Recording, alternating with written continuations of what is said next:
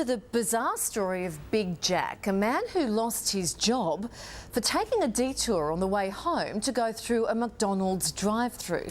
David Richardson reports on a workplace dispute that's hard to swallow. Yes, can I have a medium-sized Big Mac meal, please?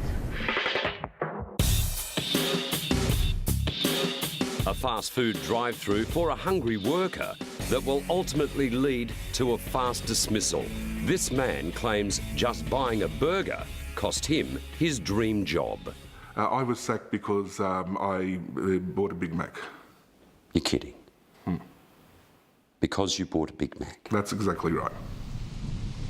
Jack Hoffman is an electronic technician with the CSIRO.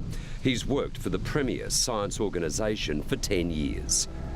For the past 3, he's been involved in space exploration at the CSIRO's Deep Space Communications Complex, south of Canberra, working with NASA on cutting-edge space projects. You know, I was directly involved in the missions to planets like Mars, missions to Jupiter and other planets. So I felt I was actually doing something very important and very valuable for humanity.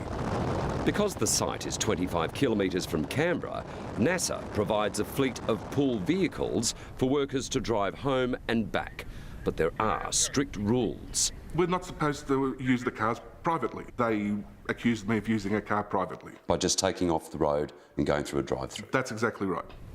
In May this year, not having eaten all day, Jack was driving home when he pulled into a McDonald's near his house. When you've deviated technically, what, 50 metres max? Well, 50 metres maximum, yeah. And for that, you reckon you were gone? I was gone for that. Had I not done that, I would have been still working there. Jack claims he was spotted by 3 colleagues, dobbed in and stood down.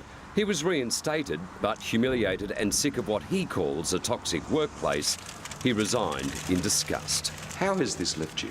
Absolutely devastated. You know, the enormity of it is just too much to deal with. I'm behind in my mortgage, okay? I can't pay my mortgage. The CSIRO employs more than 6,500 people in 50 sites across the country and overseas. But the science body as a workplace has come under the microscope in the past, criticised as a place where bullying and harassment are rife. Jack Hoffman claims he's a victim because he complained. Do you think they used the Big Mac as an excuse just to get rid of you? Definitely. Because you'd made a complaint about the culture inside? That's exactly right. Nobody in the CSIRO would be forced to resign for stopping for a bite to eat. Dr Megan Clark is the chief executive of the CSIRO.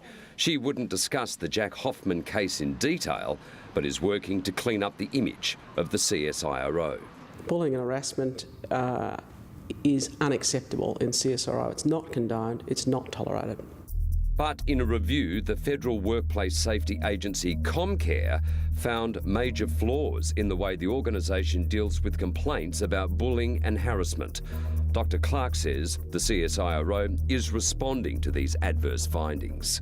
I'm passionate about values in the workplace, and ever since day one, I've been working with everyone in CSIRO to build the sort of healthy environment where we go home not just safely but with a sense of pride and satisfaction. Jack Hoffman has now taken his fight for reinstatement to Fair Work Australia. If agreement isn't reached by Friday, it could end up in court. But Jack's dream job in space exploration could be over for good. What do you want to see happen? I want to see people being treated fairly, not to have these trumped-up charges used against people.